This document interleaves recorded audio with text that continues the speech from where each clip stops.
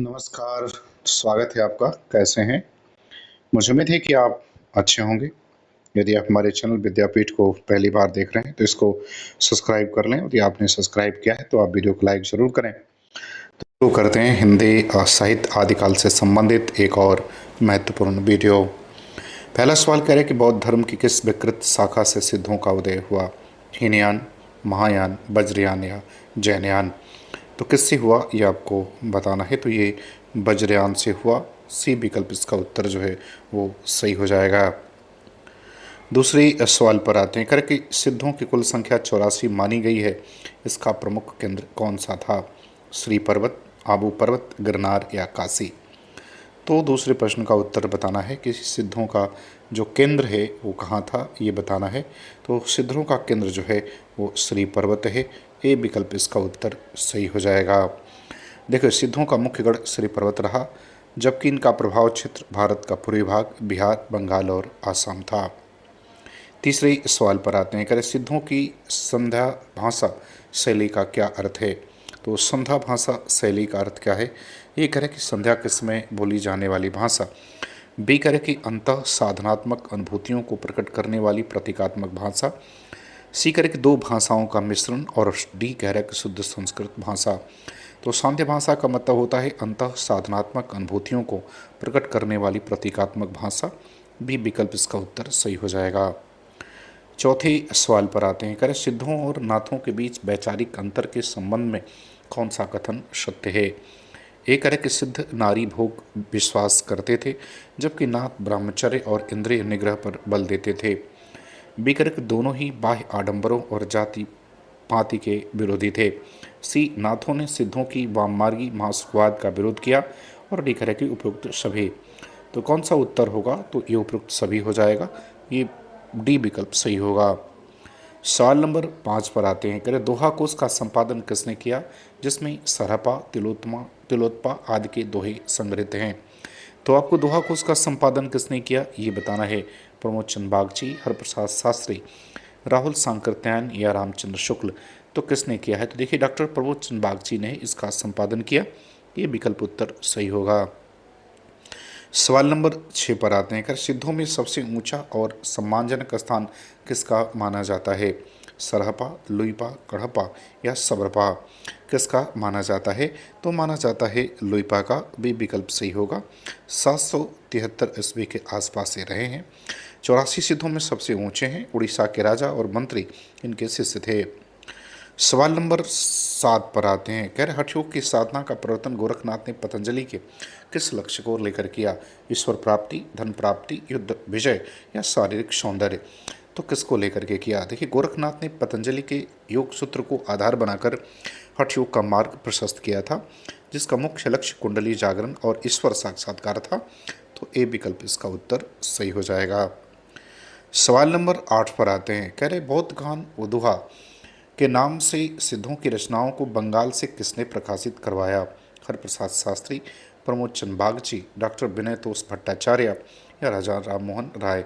तो किसने प्रकाशित कराया ये बताना है। तो हरप्रसाद शास्त्री ने कराया था। ये विकल्प सही हो जाएगा। सवाल नंबर 9 पर आते हैं। कहे महासुखवाद की अवधारणा सिद्धों के किस दार्शनिक पक्ष से जुड़ी है? ए संसार को दुख में देखना। बी प्रज्ञा और उपाय के योग से अद्वैत की वह दशा जहाँ साधक शुद्ध में विलीन हो जाता है। सी केवल शारीरिक सुख की प्राप्ति। और डी वेदों का अनुसरण। तो सही उत्तर क्या होगा ये आपको बताना है। तो इसका सही उत्तर हो जाएगा विकल्प बी जो है वो सही होगा।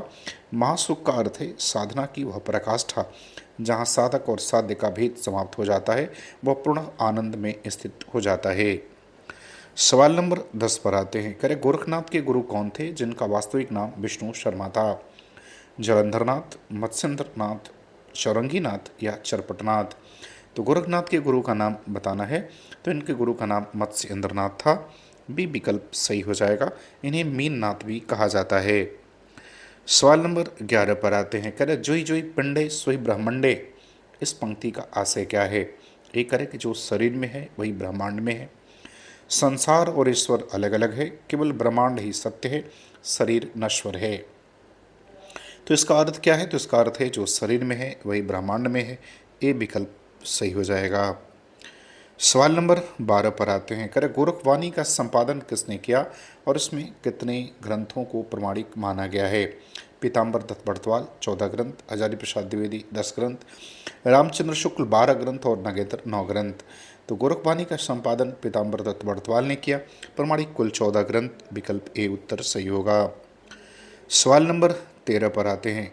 करे नाथ पंथ के योगियों को कनफटे क्यों कहा जाता है? ये आपको बताना है।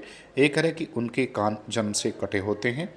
बी करे कि वे कान की लौ में बड़े छेद करके स्फटिक के भारी कुंडल पहनते हैं। सी वे किसी की बात नहीं सुनते। और डी यह एक प्राचीन गाली है। तो देखिए कनफटे इसलिए कहा जाता है क्योंकि वो कान में एक जो है छेद करके बड़ा जो है स्फटिक भारी कुंडल जो है वो पहनते हैं। तो बी विकल्प सही होगा। सवाल नंबर 14 पर आते हैं। कर क्रोस की भाषा का पहला प्रयोग सरापा में ही दिखाई देता है। ये टिप्पणी जो है वो किसने की है? बच्चन सिंह, रामचंद्र शुक्ल, राहुल सांकृत्यायन या हजारी प्रसाद द्विवेदी। तो देखिए क्रोस की भाषा का पहला प्रयोग सरापा में दिखाई देता है। ये टिप्पणी बच्चन सिंह की है। तो विकल्प ए उत्तर सही होगा। सवाल नंबर 15 पर आते हैं। कर सिद्धों की साधना पद्धति में स्त्री को किस रूप में स्वीकार किया गया है? माया के रूप में, शक्ति योगिनी या महामुद्रा के रूप में, केवल गृहिणी के रूप में, पूजनी देवी के रूप में। तो किस रूप में स्वीकार किया गया है? तो उसे शक्ति योगिनी महामुद्रा के रूप में भी विकल्प सही है। सवाल नंबर 16 पर आते हैं। कर नवनाथों की सूची में आदिनाथ किसे माना गया? तो आदिनाथ किसे कहा जाता है? गोरखनाथ को, मत्स्येंद्रनाथ को, शिव को या जलंधरनाथ को। तो देखिए आदिनाथ जो है वो शिव को कहा जाता है। सी विकल्प सही हो जाएगा। सवाल नंबर 17 पर आते हैं। कर चर्यापद क्या है? ये आपको बताना है। एक सिद्धों द्वारा अनुष्ठानों के समय गाए जाने वाले गीत, नाथों की आचार संहिता, जैन मुनियों का जीवन चरित्र, वीर गाथाओं की भाषा। तो चर्यापद का मतलब है अनुष्ठानों के समय गाया जाने वाला जो है वो गीत। तो विकल्प ए उत्तर सही होगा। सवाल नंबर 18 पर आते हैं। करें हठयोग में ह और ठ का प्रतीकात्मक अर्थ जो है वो क्या है? ह सूर्य, ठ चंद्र, ह हाथ, ठ ठौर, ह हृदय, ठ ठंडा, ह हंसी और ठ ठिठोली। तो अर्थ क्या है?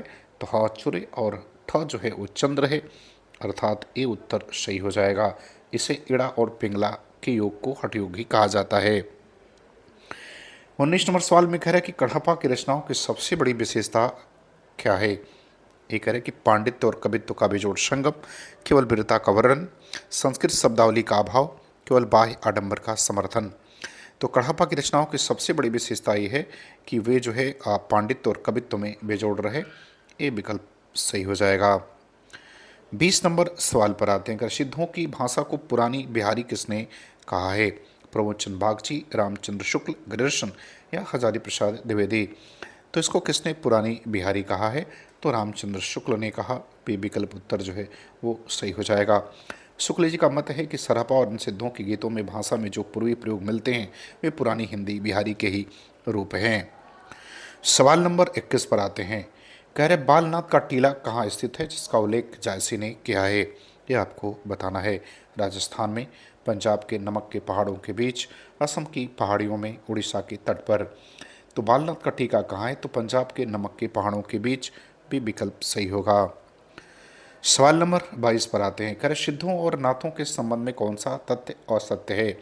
ए कह रहे कि सिद्ध भारत के पूर्वी भाग में सक्रिय थे, नाथ पश्चिमी भाग में। बी कह रहे सिद्धों की संख्या 84 थी और नाथों की 9। सी कह रहे कि सिद्धों ने हठयोग का विरोध किया। डी कह रहे कि दोनों ही समूहों ने तीर्थाटन और कर्मकांड को व्यर्थ माना है। तो असत्य क्या है? तो सिद्धों ने हठयोग का विरोध किया, यह असत्य है। सी विकल्प जो है उसका उत्तर सही हो जाएगा। 23 नंबर सवाल पर आते हैं। कह रहे कि खंजन, नयन, रूप, मद माते जैसे श्रृंगारिक पदों के विरुद्ध गोरखनाथ ने क्या उपदेश दिया? ए नारी से दूर रहने का और ब्रह्मचर्य का, अधिक विवाह करने का, केवल मंदिरों में रहने का और वेदों को रटने का। तो क्या उपदेश दिया? तो नारी से दूर रहने और ब्रह्मचर्य का। ए विकल्प सही होगा। 24 नंबर सवाल पर आते हैं। सिद्ध साहित्य में डोंबी गीतिका के रचयिता कौन है? डोंबिपा, सरहपा, सबरपा या बिरूपा। तो डोंबी गीत डोंबिपा का है। ये विकल्प सही होगा। 25 नंबर सवाल पर आते हैं। शबरपा की वेशभूषा कैसी थी? राशि, ठाटपाट, सबरों जैसी वेशभूषा रहने कारण से यह नाम मिला। वे दिगंबर रहते थे और वे हमेशा पीत वस्त्र पहनते थे। तो सबरपा की भूषा सबरों जैसी। बी विकल्प सही है। 26 नंबर पर आते हैं कि गोरखनाथ ने मुसलमानों के लिए किस ग्रंथ के माध्यम से साधना का मार्ग बताया? गोरखबोध, काफिरबोध, आत्मबोध या पंच मात्रा? तो किसके माध्यम से बताया? तो इन्होंने जो है काफिरबोध में नमाज और रोजा के साधनात्मक अर्थ समझाए। भी विकल्प सही हो जाएगा। 27 नंबर सवाल पर आते हैं कि हठयोग साधना में इड़ा और पिंगला के बीच की नाड़ी कौन सी है? सुषुम्ना, सरस्वती, यमुना और त्रिवेणी? तो कौन सी है ये बताना है। तो सुषुम्ना जो है ये सुषुम्ना है, सुषुम्ना है, अर्थात ए विकल्प उत्तर क्या होगा, तो इसका सही हो जाएगा। साधना जब इड़ा और पिंगला को साध कर प्राणवायु को सुषुम्ना में प्रवाहित करता है तभी बाह्यरंध्र का भेदन संभव होता है। सवाल नंबर 28 पर आते हैं। कर काका तरुवर काया तरुवर पंच बिडाल में पंच बिडाल से क्या तात्पर्य है? 5 प्रकार के पशु, 5 इंद्रिय विकार, 5 प्रकार के फल, 5 सिद्धों के नाम? तो देखिए पंच बिडाल का मतलब 5 इंद्रिय विकार हैं। वे विकल्प सही होगा। सवाल नंबर 29 पर आते हैं। करे कबीर की सदुकड़ी भाषा और उर्दवासियों पर किसका प्रत्यक्ष प्रभाव है? सिद्धों और नाथों का, केवल खुसरो का, विद्यापति का, संस्कृत कवियों का? तो किसका प्रभाव है? तो सिद्धों और नाथों का प्रभाव है। ये विकल्प सही हो जाएगा। सवाल नंबर 30 पर आते हैं। करके सिद्ध सिद्धांत पद्धति गोरखनाथ की किस भाषा की सिद्ध सिद्धांत पद्धति गोरखनाथ की किस भाषा की रचना है? हिंदी, संस्कृत, अपभ्रंश या डिंगल? तो सिद्ध सिद्धांत पद्धति गोरखनाथ की किस भाषा की रचना है, यह आपको बताना है। तो यह गोरखनाथ के संस्कृत ग्रंथों में सर्वाधिक महत्वपूर्ण है, जिसमें नाथ दर्शन की दार्शनिक व्याख्या की गई है। तो विकल्पी उत्तर सही हो जाएगा। तो मुझे उम्मीद है कि वीडियो आपको पसंद आएगी। अच्छा लगी तो आप हमारे चैनल को सब्सक्राइब जरूर करें। धन्यवाद।